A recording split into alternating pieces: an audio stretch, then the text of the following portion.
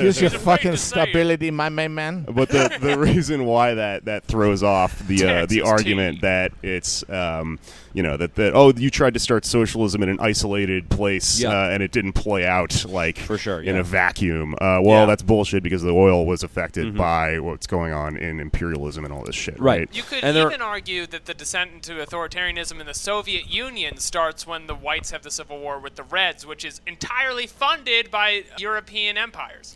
Well, that's the context. There's two big contextual things you have to remember with every discussion of the supposed crimes of communist countries in the 20th century. The first is that all of those crimes exist in the context of constant, nonstop, holy war of capital against it, all over the world.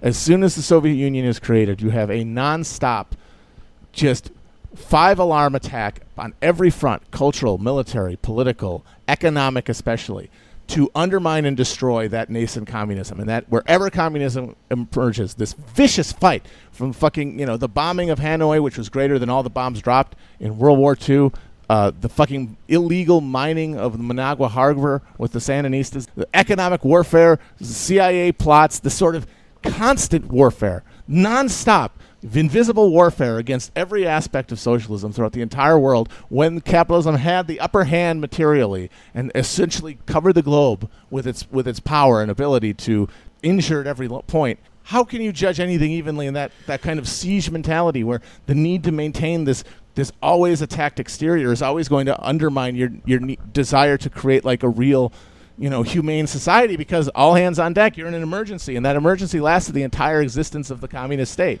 And that's the thing that gets forgotten. And then the other one, which is equally important, is that whenever they throw out the big numbers for deaths under communism in the 20th century, 100 million, 200 million, the vast bulk of those are in the USSR and in China and are related to famines created by industrialization.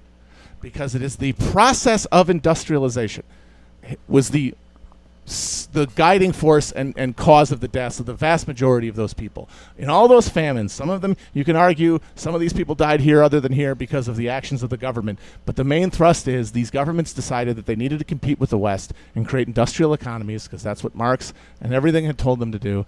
And in doing so, they squeezed 200, 300, 400 years of horrific capital accumulation into 2 generations. And of course, those numbers are horrifying.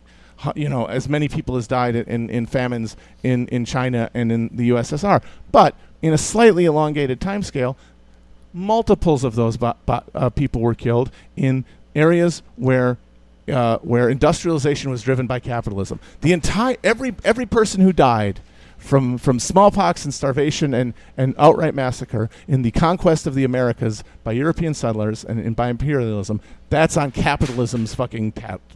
That's on there. Every person to die in famine in India in the last 200 years, a number in excess of 60 million, including 3 million under Churchill's watch, under Churchill's cackling gaze during World War II, putting Churchill on par with Stalin and Hitler as a fucking genocide. Oh, Churchill was fucking horrible. But you take those bodies, and they dwarf the number of people who died under communism, but because communism is this, you see the hand come in and force these things to happen in a way that Adam Smith's clever invisible hand doesn't get blamed for, even though it's just as responsible for.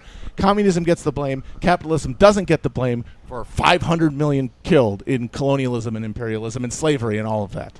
It's almost like it doesn't make sense to be arbitrarily counting these numbers. Yes, exactly. It's debate team nerd bullshit, which the internet has turned into a religion. And that's the new fucking faith. It's also important, too, to point out throughout history, there have been, the early Soviet Union, there have been examples of development in a communist direction that were sustainable. The first, I think, 7 years or so, they had the new economic program that wasn't driving people into starvation. They were actually using capital to some extent. And in the middle of that, they were being attacked on all sides by all the West